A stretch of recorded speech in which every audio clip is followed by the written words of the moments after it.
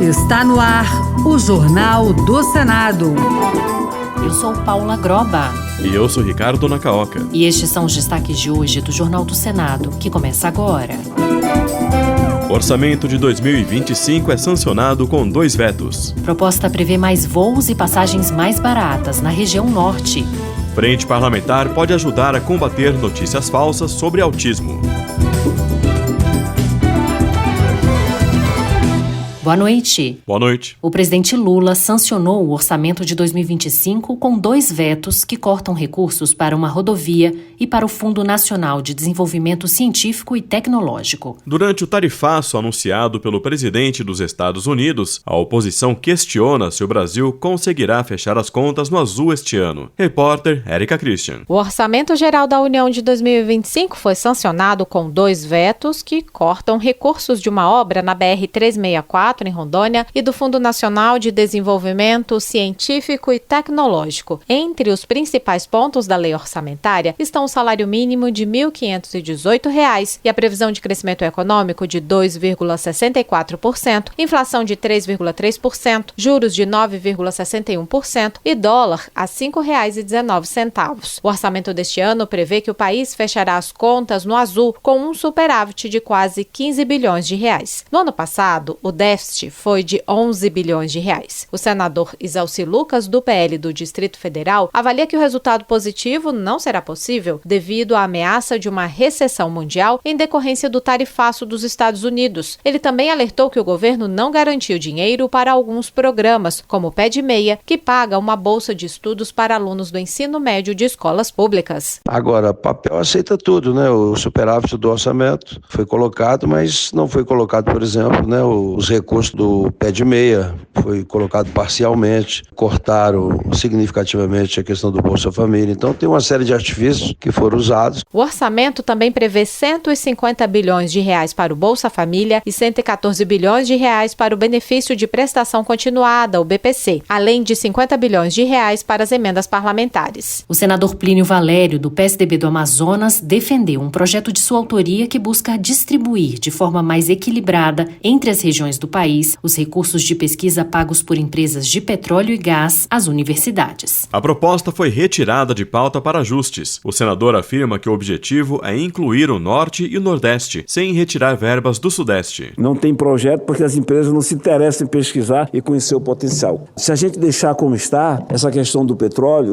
vai congelar, ficar só no Rio de Janeiro. Na discussão em plenário, o senador Carlos Portinho, do PL do Rio de Janeiro, discordou da versão atual do projeto de lei. Para ele, as bacias sedimentares estão na região sudeste e, por isso, a maior parte dos recursos acaba sendo direcionada para as universidades do Rio de Janeiro, São Paulo e Espírito Santo.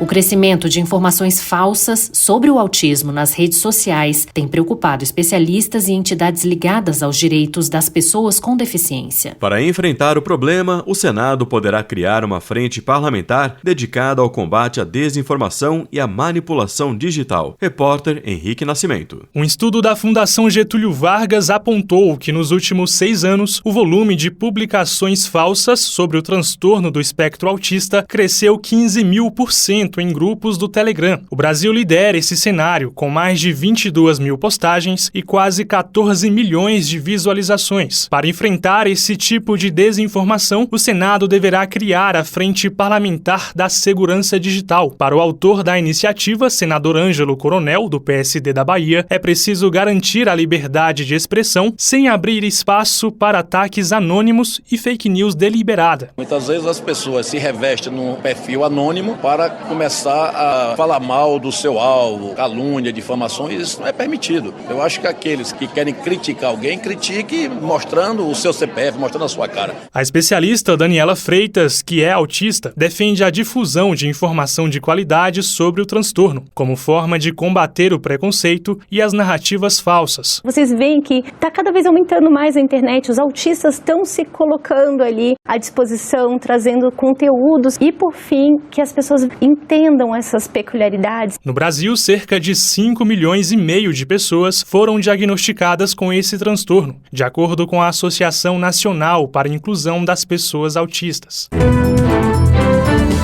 O Senado analisa um projeto que busca reduzir os custos das passagens aéreas na região norte. A proposta cria um programa de subsídios para voos regionais com o objetivo de melhorar a conectividade da Amazônia Legal. Repórter Pedro Pincer. Ampliar os voos entre os municípios da região norte, reduzir o isolamento de cidades mais afastadas e tornar o transporte aéreo mais acessível e eficiente. Esses são os objetivos do projeto de lei de autoria do senador Doutor Irã, do Progressistas de Roraima, que cria o Programa de Aviação Regional da região norte. A iniciativa prevê incentivos financeiros para as companhias aéreas usando até 20% dos recursos do Fundo Nacional de Aviação Civil. O dinheiro pode servir para pagar tarifas de navegação e cobrir parte dos custos operacionais em voos com até 60 passageiros. Segundo o Doutor Irã, a iniciativa é uma resposta ao fracasso do antigo Programa Nacional de Aviação Regional que expirou no ano passado. Agora, o foco é exclusivamente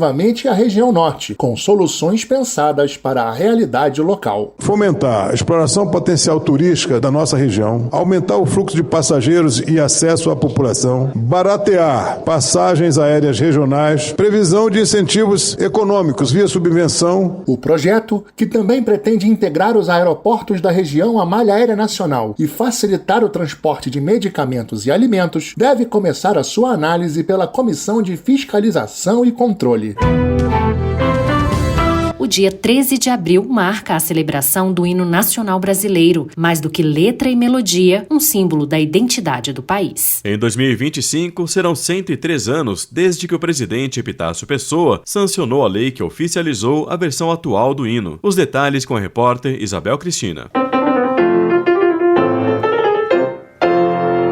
A melodia do hino nacional brasileiro foi composta por Francisco Manuel da Silva, em 1831, após a abdicação de Dom Pedro I, em um período de transição para o país.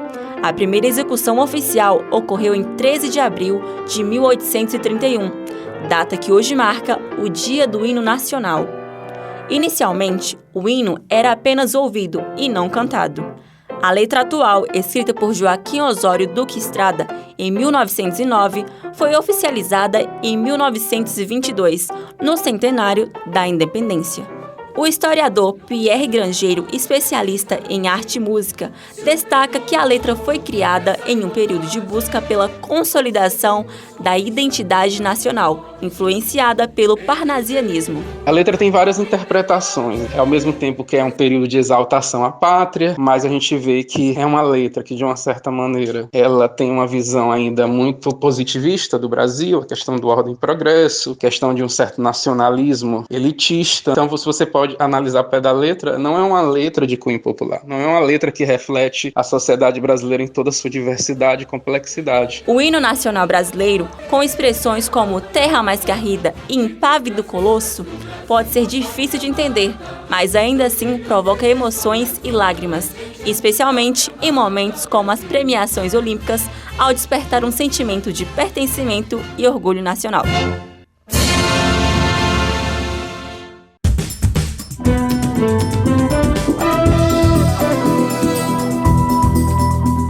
Com trabalhos técnicos de Eliseu Caires, o Jornal do Senado fica por aqui. Acompanhe agora as notícias do Tribunal de Contas da União e da Câmara dos Deputados. Boa noite. Boa noite e um bom fim de semana.